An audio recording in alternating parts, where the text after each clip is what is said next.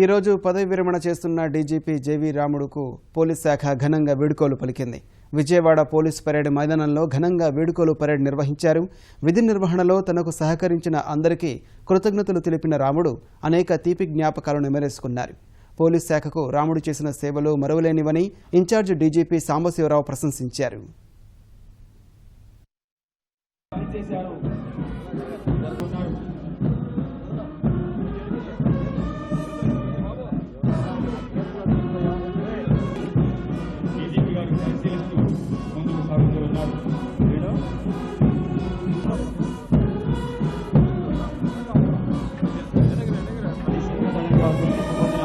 మంగళగిరి 6వ బెటాలియన్ కంటింజెంట్ను పరిశీలిస్తూ గౌరవ డీజీపీ గారు కడప జిల్లా పత్తాపేటకు చెందిన 11వ బెటాలియన్ కంటింజెంట్ను పరిశీలిస్తూ గౌరవ డీజీపీ గారు ముందుకు సాగుతూ ఉన్నారు.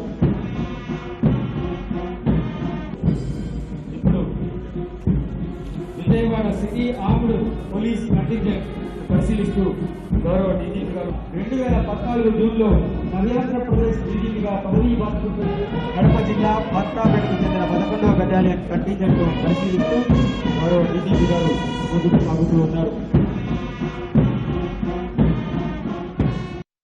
నా పైన ఇంత గురుతర బాధ్యత పెట్టినటువంటి ముఖ్యమంత్రి శ్రీ నారా చంద్రబాబు నాయుడు గారికి నేను ఎల్లవేళ కృతజ్ఞుడై ఉంటాను.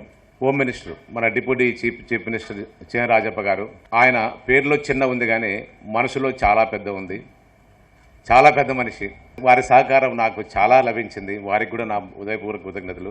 ఇప్పుడున్న గవర్నర్ గారు, పోలీస్ ఆఫీసరు, వారు కూడా ఎంతో అండర్స్టాండింగ్తో ఎంతో సింపతితో మనకు చాలాసార్లు సహాయపడ్డారు. వారికి కూడా నా కృతజ్ఞతలు.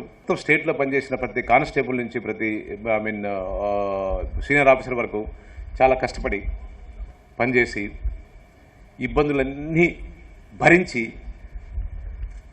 మంచి ఒక పోలీస్ వ్యవస్థను తయారు చేసి మంచిగా సేవలు అందించారు. ఈరోజు మనము ఏ రాష్ట్రంతో కంపేర్ చేసుకున్నా కూడా క్రైమ్లో కానీ, మిగతా లా అండ్ ఆర్డర్ మెయింటెనెన్స్లో కానీ, లేకపోతే అలాగే ఏదన్నా టెర్రరిస్ట్ లాంటి క్రైమ్స్, మావోయిస్ట్ క్రైమ్ కానీ, మిగతా ఏదైనా స్పెషలిస్ట్ క్రైమ్స్ లైక్ ఈ రెడ్ శాండర్ స్మగ్లింగ్ లాంటివి కానీ ఇవన్నీ ఈరోజు కంట్రోల్లో ఉన్నాయంటే వీళ్ళు పడిన కష్టం వాళ్ళది.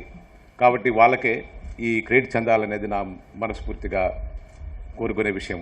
రాష్ట్ర ఇన్ఛార్జ్ డీజీపీగా నియమించిన మన గౌరవ ముఖ్యమంత్రి శ్రీ నారా చంద్రబాబు నాయుడు గారికి నా యొక్క హృదయపూర్వక కలిసికట్టుగా ఈ 2 సంవత్సరాలు ఎన్నో సవాళ్లను ఎదుర్కొంటూ మన కాళ్ల మీద మనం నిలబడేలా మన పోలీస్ శాఖకి అన్ని విధాల దిశ నిర్దేశం చేసిన director general of police Shri JV Ramudu గారికి ఈ సందర్భంగా మన అందరి తరపున కూడా ధన్యవాదాలు, కృతజ్ఞతలు తెలియజేస్తున్నాను.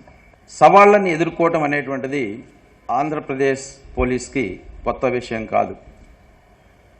AP police has stood the test of time. ముందు ఎన్నో సవాళ్లు ఉన్నాయి.